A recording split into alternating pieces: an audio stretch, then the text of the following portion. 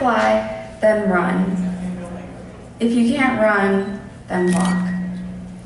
If you can't walk, then crawl. But whatever you do, you have to keep moving forward. Martin Luther King Jr. Moving forward and accepting reality was a hard concept for me to understand. My name's Olivia, and I'm 18 years old, and I'm currently a senior in high school. When you look at me, I look like an average teenager, but I've actually gone through a lot in my life. I have been a traumatic brain injury survivor for 15 years now and faced many challenges that frustrate me every day.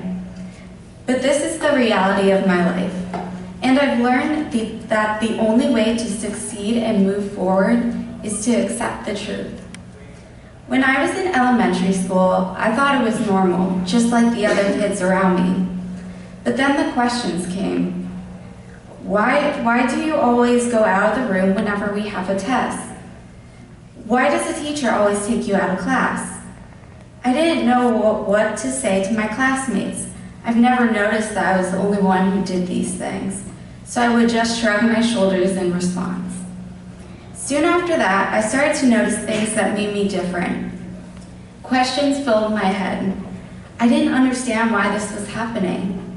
Why was reading so hard for me? Why does it take me longer to finish work? Was something wrong with me? The comments didn't stop. From there, they got worse. You're too dumb to play with us. We don't want a stupid person on our team.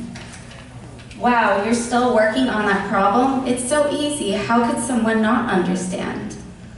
I was so confused. Why were people treating me like this?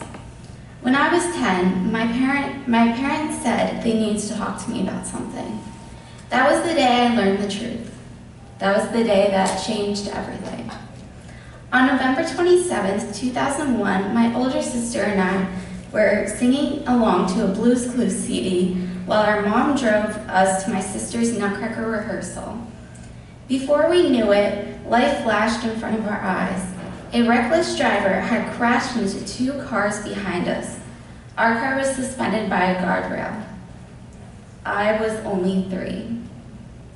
My mom woke up to my sister screaming her name and finding me unconscious. I was rushed to the hospital, where I was in a coma for 2 weeks and diagnosed with a severe traumatic brain injury. I had to relearn everything I once knew all over again. Doctors told my parents I probably would never walk again or talk again, and that I would never be the same. As you can tell today, I proved them all wrong.